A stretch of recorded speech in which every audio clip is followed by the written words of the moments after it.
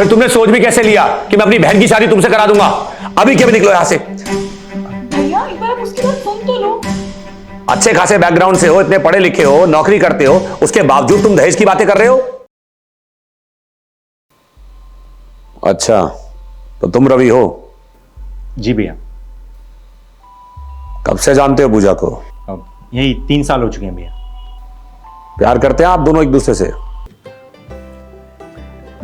जी भैया। जी भैया। देखो, मुझे तुम्हारे इस रिश्ते से कोई प्रॉब्लम नहीं है, ना ही मैं तुम्हारी शादी के खिलाफ हूं, लेकिन इससे पहले कि हम आगे बढ़े, तुम्हारे बारे में कुछ जानना जरूरी है मेरे लिए। हाँ जी भैया, आप पूछ सकते हो, आपको जो भी पूछना है। कितने लोग हैं तुम्हारे परिवार में? मेरी मम्मी है, मेरे पापा और एक छोटी बहन है। और नौकरी क्या करते हो तुम? मेरा खुद का बिजनेस है। बिजनेस है? क्या कहा? मतलब तुम नौकरी नहीं करते हो?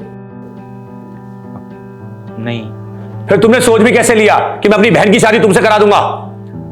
मुझे किसी भी ऐसे लड़के से अपनी बहन की शादी बिल्कुल नहीं करानी जिसका फ्यूचर स्टेबल ना हो। अभी क्या भी निकलो यहां से, फटाफट निकल जाओ मेरे घर से। भैया एक बार आप उसकी बात सुन तो लो। पूजा, तुम अच्छी तरह जानती हो मैं तुम्हारा हाथ किसी ऐसे आदमी को नहीं दूंगा जिसका फ्यूचर स्टेबल ना हो। And you know what I mean.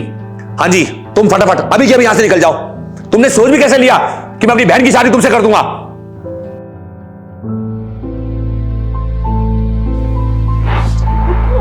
बात तो करके देखो। रुको तो, बात तो करो यार। रहने दो मुझे।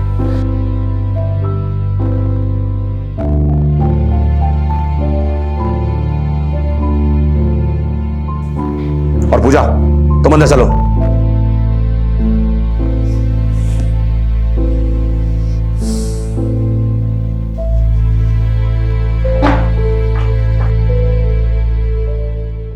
हाँ जी, आप बिल्कुल भेज दीजिए लड़के को, मैं वेट करूंगा जी।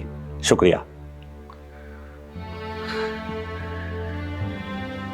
पूजा, अरे सुनो, भगवान ने हमारी सुन ली। जैसा लड़का मैं तुम्हारे लिए चाह रहा था, ठीक वैसा ही लड़का मिल गया है। अभी फोन आया मैरिज ब्यूरो से, और इस बार नौकरी वाला मिला है। अच्छी गाड़ी है उसके पास, घर बार है, अच्छी फैमिली को बिलोंग करता है और अच्छा खासा पैसा भी कमाता है। तुम एक काम करो, फटाफट से तैयार होके आ जाओ, लड़का कभी भी आता होगा। आ जाओ पूजा।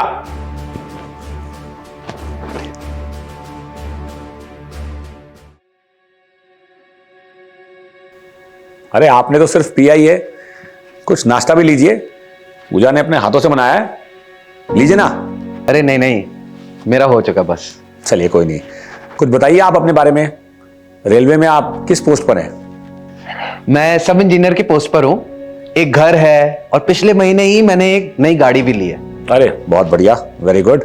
फिर तो अच्छा खासा काम कर रहे हैं आप, खूब कमा रहे होंगे। देखो, मुझे आप दोनों के रिश्ते से कोई प्रॉब्लम नहीं है।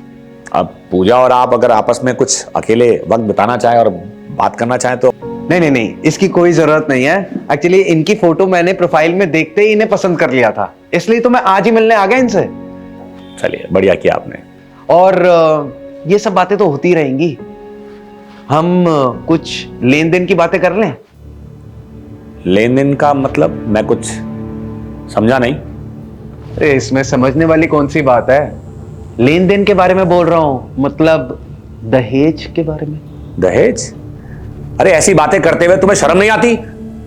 अच्छे खासे बैकग्राउंड से हो, इतने पढ़े लिखे हो, नौकरी करते हो, उसके बावजूद तुम दहेज की बातें कर रहे हो? अरे आप इतना चौंक क्यों रहे हैं? मैंने सिर्फ दहेज के बारे में ही तो बोला है, और इतनी अच्छी नौकरी है तो दहेज तो बनता ही है ना। देखो मिस्टर, ना मैं दहेज में बिलीव करता हूं, ना ही मैं दहेज को प्रमोट करता हूं। हम सिर्फ अपनी बेटी दे सकते हैं, इससे ज्यादा कुछ नहीं। और हां, अगर तुमने ये सब नहीं पढ़ा है तो जान लो, तुम्हें पता होना चाहिए कि दहेज मांगना एक कानूनन जुर्म है। शायद ये बात तुम भूल रहे हो। बिल्कुल सही कह रहे हैं आप, दहेज लेना तो गलत है। लेकिन आप एक चीज बताइए मुझे कि अगर दहेज लेना गलत है तो किसी भी एक लड़के को उसके काम पर जज करना वो सही है क्या? नहीं होती सबके पास सरकारी नौकरी। इसका यह मतलब है कि जिसके पास नौकरी नहीं है उसे अपनी जिंदगी जीने का, अपनी लाइफ बनाने का कोई हक नहीं है।